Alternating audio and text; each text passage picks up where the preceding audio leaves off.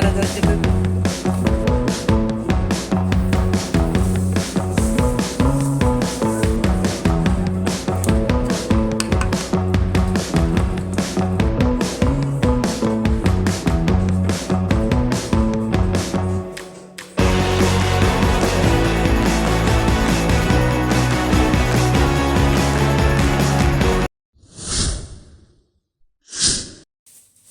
Hey guys, welcome back new video.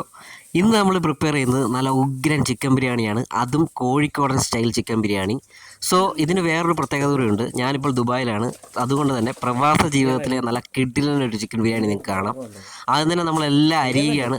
ഇതിന് വേണ്ട എല്ലാ സാധനങ്ങളും ആദ്യം അരിഞ്ഞ് ചെയ്തിട്ട് വേണം നമുക്കിത് സ്റ്റാർട്ട് ചെയ്യാൻ. അങ്ങനെ എല്ലാവരും ഉണ്ട് നമ്മുടെ കൂട്ടത്തിൽ. സിബിനുണ്ട്, ഷോവിൻ ചേട്ടനുണ്ട്, ആശാനുണ്ട്, സജീവനുണ്ട്, അങ്ങനെ കുറേ ആൾക്കാരുണ്ട്.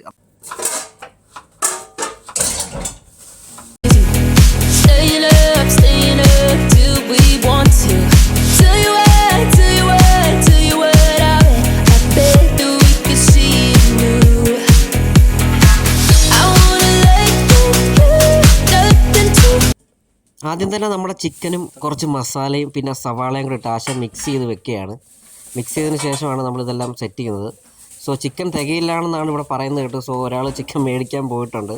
അതെന്താണെന്ന് വെച്ചാൽ നമ്മൾ ആകെ 2.5 കിലോ ചിക്കനാണ് മേടിച്ചത്. സോ 13 പേരുണ്ട്, 13 നല്ല 14 15 പേരോളം ഉണ്ട്. അതുകൊണ്ട് തന്നെ 2.5 കിലോ വീണ്ടും മേടിക്കാൻ പോയിരിക്കുകയാണ്. ഈ പച്ചക്കറി അരിയുന്നത് തന്നെ ഒരു ചടങ്ങാണ്. കാര്യം ഇത്ര ആൾക്കാരുണ്ടായതുകൊണ്ട് തന്നെ ഒരുപാട് സമയം എടുക്കുന്നുണ്ട് അരിയാൻ തന്നെ. അരിയുന്നതാണ് മെയിൻ സമയം എടുക്കുന്നത്. പിന്നെ ബാക്കി ആശാൻ ഡീൽ ചെയ്ത് പടപടയെന്നൊക്കെ വെച്ചോളും. തൈരപ്പുറത്ത്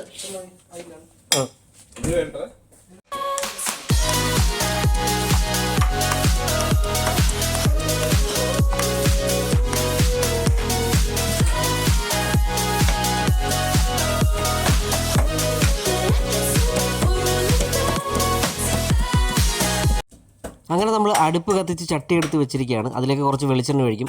ഇതെന്തിനാന്ന് വെച്ചാൽ ആദ്യം നമ്മുടെ ഉള്ളി വരട്ടിയെടുക്കണം. എന്നിട്ട് അണ്ടിപ്പരിപ്പ്, മുന്തിരിങ്ങ അതെല്ലാം നമ്മൾ ഈ എണ്ണയ്ക്കകത്ത് വരട്ടിയെടുക്കും.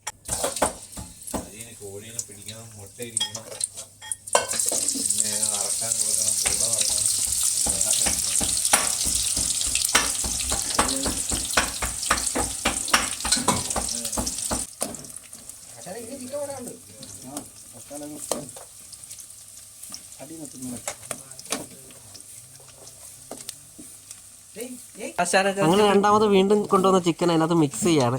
കാരണം നേരത്തെ പറഞ്ഞായിരുന്നു ആ 2.5 കിലോ ചിക്കൻ കൊണ്ട് 10-13 പേർക്ക് ഒന്നും ചെയ്യാൻ കഴിയില്ല. അതുകൊണ്ട് വീണ്ടും ചിക്കൻ മേടിച്ച് ആഡ് ചെയ്യാണ്.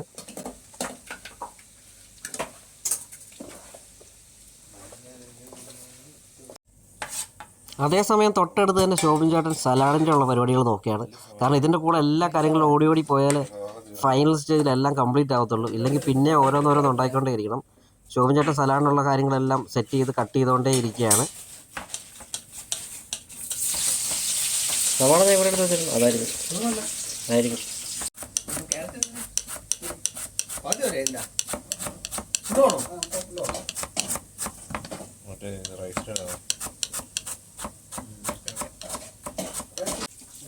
നമ്മുടെ സവാള അങ്ങനെ നല്ല രീതിയിൽ തന്നെ വരട്ടിയെടുത്തിട്ടുണ്ട്. ആ സവാള വരട്ടിയെടുത്ത് തന്നെ കഴിക്കാൻ നല്ല ടേസ്റ്റാണ് കേട്ടോ. അതിൻ്റെ കളറ് ചേഞ്ച് ആയിരിക്കുന്നത് കണ്ടില്ലേ.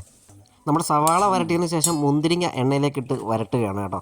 അതിൻ്റെ കൂടെ തന്നെ അണ്ടിപ്പരിപ്പ് ഇട്ട് വരട്ടുന്നുണ്ട്. ഞാൻ ബിരിയാണി കഴിച്ചിട്ടുണ്ടെന്നല്ലാതെ ആദ്യമായിട്ടാണ് ബിരിയാണി പ്രിപ്പറേഷനെ കാണുന്നത്.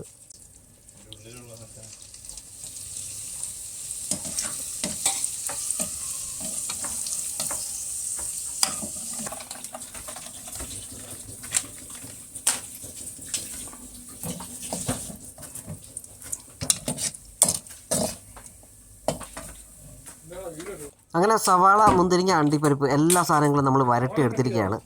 അതിനുശേഷം അണ്ടിപ്പരിപ്പെല്ലാം 2 പീസായിട്ട് നമ്മുടെ ആശാൻ മുറിച്ചുകൊണ്ടിരിക്കുകയാണ്. ആശാനെന്ന് വിളിക്കുന്നത് ഇവിടെ എല്ലാവരും വിളിക്കുന്നതാണ് കേട്ടോ. പുള്ളിയുടെ യഥാർത്ഥ പേരങ്ങനല്ല. ചിക്കൻ അങ്ങനെ ഏകദേശം വെന്തിട്ടുണ്ട്. ഏകദേശം ചിക്കൻ സെറ്റായി വരുന്നുണ്ട്.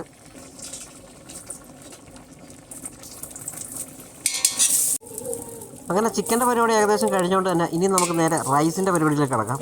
ആശാൻ ആദ്യം തന്നെ കുറച്ച് നെയ്യൊക്കെ അതിനകത്തൊക്കെ ഇടുന്നുണ്ട്. എന്നിട്ടാണെന്ന് തോന്നുന്നു റൈസ് അതിലേക്ക് ഇടുന്നത്. നോമ്പ് തുറയ്ക്കുള്ള ആപ്പിളും ഓറഞ്ച് അങ്ങനെയുള്ള ഐറ്റംസ് എല്ലാം ഷോപ്പിംഗ് ചേട്ടൻ ഇവിടെ സെറ്റ് ചെയ്യുന്നുണ്ട്. കാരണം 6 മണി ആവാറാവുന്നു. 6 മണി കഴിഞ്ഞു ടൈം ഇപ്പം.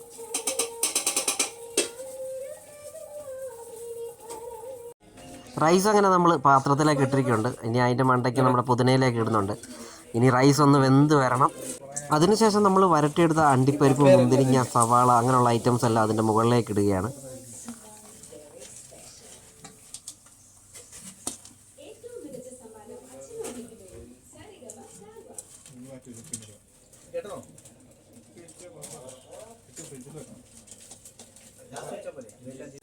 അതിൻ്റെ കൂട്ടത്തിൽ നിന്ന് നമ്മുടെ എൽദോസൻ പപ്പടം പൊള്ളിക്കുന്നുണ്ട്. കാരണം പപ്പടം ഇല്ലാതെ എന്ത് ബിരിയാണി, പപ്പടം ഇട്ട് അടിച്ചാലേ അതിൻ്റെ ഒരു ടേസ്റ്റ് കറക്റ്റ് നമുക്ക് കിട്ടത്തുള്ളൂ.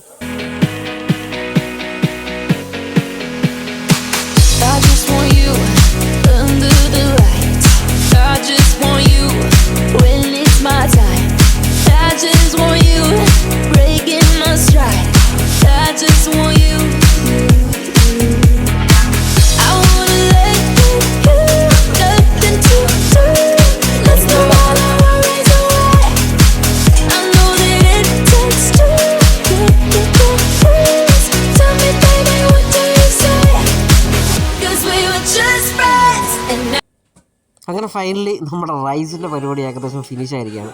ഇനിയും പ്രത്യേകിച്ച് പരിപാടികളൊന്നുമില്ല. ചിക്കനും റെഡിയായി, റൈസും റെഡിയായി.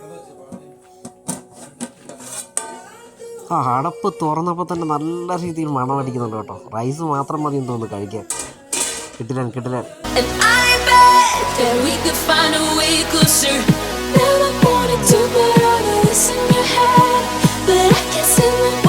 റൈസ് പറഞ്ഞപ്പോൾ തന്നെ ഞാൻ ആശാൻ്റെ അടുത്ത് വെച്ച്, ആശാനെ ഞാൻ ശകലം ഒന്ന് ടേസ്റ്റ് ചെയ്തിട്ടെന്ന് ചോദിച്ചു. സംഭവം വെറുതെ പറയല്ല, ഒരു രക്ഷയില്ല കേട്ടോ. കോഴിക്കോടൻ സ്റ്റൈൽ ആശാൻ്റെ റൈസ്.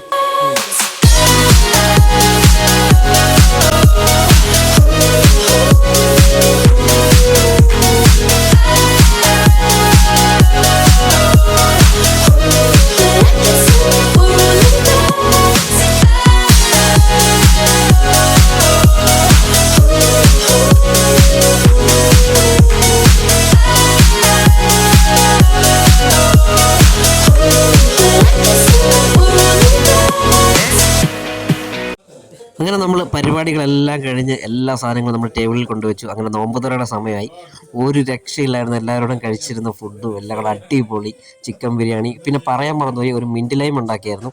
അതൊരു രക്ഷയില്ലായിരുന്നു ഗൈസ്, അടിപൊളി ഐറ്റമായിരുന്നു.